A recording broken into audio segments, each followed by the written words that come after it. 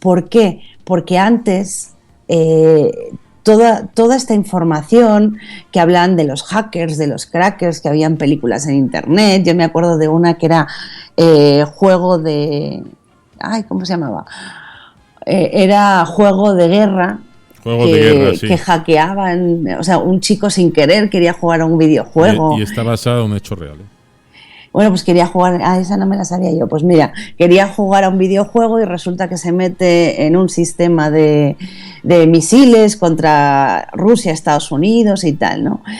Entonces, realmente de lo que hablamos de las páginas web, como nosotros entendemos Internet hoy en día, ha habido 3 partes claves. La primera, nace antes el chat que la web. Tócate las narices. Fíjate, nace el chat y nace como chat interno, no como chat de la web, sino como una manera de comunicarse dentro de una compañía. Y al poco tiempo nace la web, lo que nosotros vemos. ¿Qué es lo importante que nosotros encontramos en la web? Que cambia la manera de entender el mundo, cambia la manera de comunicarnos, de encontrar información. Yo me acuerdo cuando éramos pequeños que nos decían, haz un trabajo de la escuela. Y, joder, teníamos ahí 800 enciclopedias abiertas, nos íbamos a la biblioteca y hoy en día simplemente con meter una palabra en un buscador aparece información tremenda. Bueno, pues se crea lo que se le llama en su momento la web.1 y no sé si habéis escuchado mucho sobre web.1, web.2, web.3, luego web semántica. Todo eso no son más que versiones de la web. Es decir, igual que cuando compráis un ordenador, una computadora y os instalan Windows y dices Windows XP, Windows 2004, Windows 2005, Windows 2006, pues la web es lo mismo. Cuando hablamos de 1, 2, 3, estamos hablando de diferentes versiones de la web. ¿Y qué tienen de diferencia y qué tienen de interesante esas versiones de la web? Pues la primera es que cuando hablamos de la web.1 la gente, únicamente escribían y nosotros leíamos, ni siquiera podíamos contestar. Sobre todo estaba muy enfocado en las noticias. Algunas empresas se suben al carro, ¿no? Pero sobre todo, pues no sé si os acordáis de Terra y de una serie de páginas donde leíamos información. Era muy informativa, no había nada de interacción, nada de colaboración. Eran páginas completamente estáticas. Pero resulta que ahí viene un cambio. ¿Por qué? Porque se crea el primer blog y se crea en una universidad. Y lo crea una persona mientras estaba estudiando por medio de un proyecto. Y entonces a la gente le llama la atención y empiezan a surgir los blogs. Y en los blogs resulta que se puede contestar. Y luego resulta que empiezan a abrir los chats, como por ejemplo American Online, AOL, no sé si algunos, o los ICQ, que algunos utilizamos en ese momento. Sí, y de repente los hemos utilizado más de uno, sí. Sí, y de repente nace el Internet gratuito, es decir, en el 95, lo que le llaman, ya empiezas a utilizar descargas, podías subir canciones, bajar canciones, se funda eBay, que hoy en día es tan común, se funda Yahoo, se funda Internet Explorer, y ya podemos empezar a utilizarlo como buscador y podemos empezar a comprar cosas en Internet. Entonces, hay un cambio tremendo, porque antes te ibas a una agencia de viajes o te ibas a una tienda y de repente te dicen, es que ya no tienes que salir de tu casa. Y dices, ahí va. De hecho, Virgin, que también tiene una radio, se convierte en la primera estación de radio europea en difundir un programa completo en vivo en Internet, como lo estamos haciendo nosotros ahora. Total, que empieza a evolucionar la web y de repente aparecen las redes sociales. ¿Y las redes sociales por qué aparecen? Porque aparecen como una necesidad que los seres humanos tenemos de, yo quiero comentar lo que estás diciendo. Es que yo no estoy de acuerdo con lo que dices, es que esta noticia a mí no me gusta.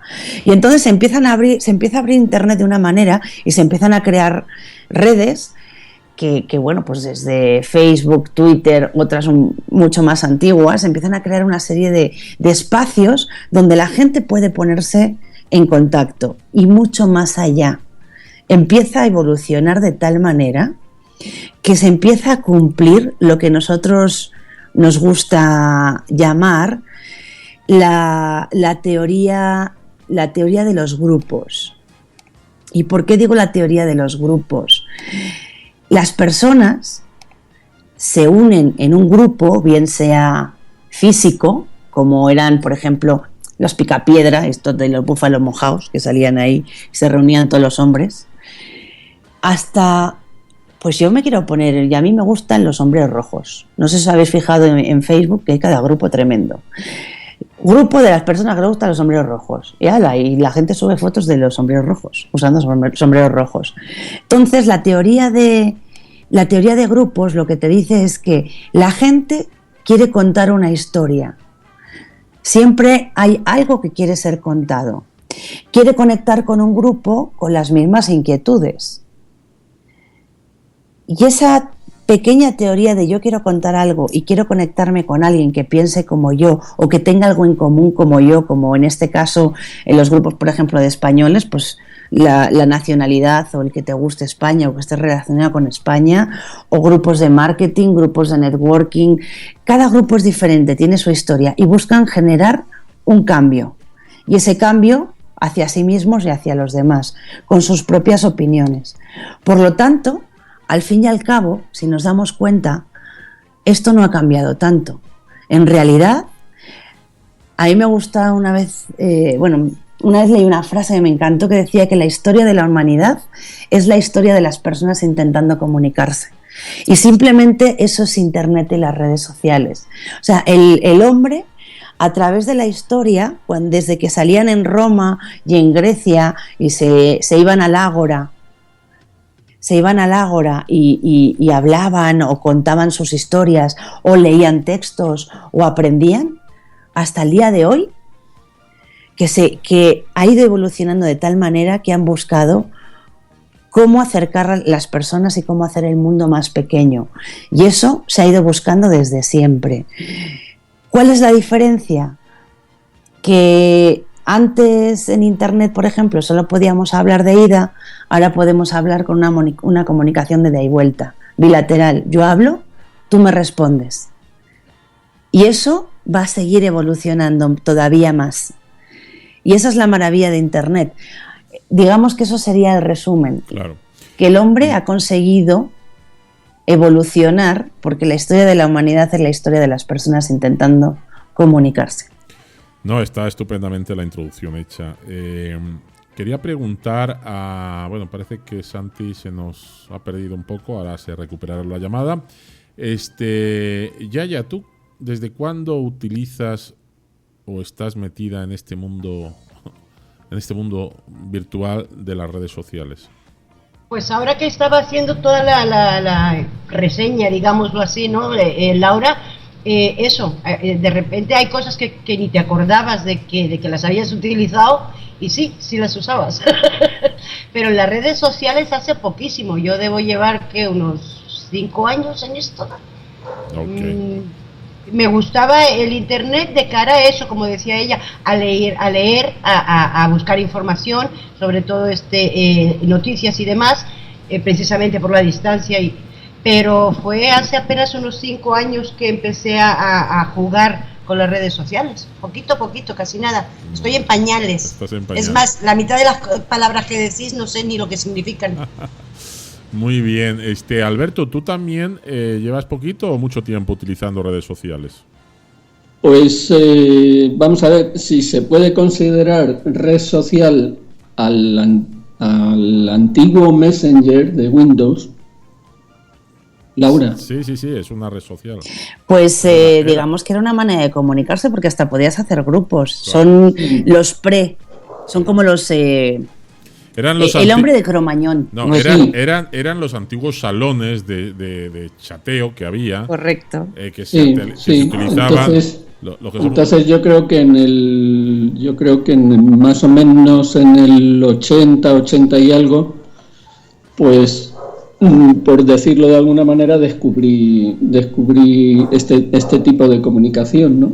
Yo recuerdo la evolución del Messenger antiguo de Windows, que en principio pues solo era escritura, Al cabo de los años se implementó con la voz, se podía hablar, y al poco tiempo pues ya se implementó con imagen. Es decir, que la evolución fue relativamente rápida.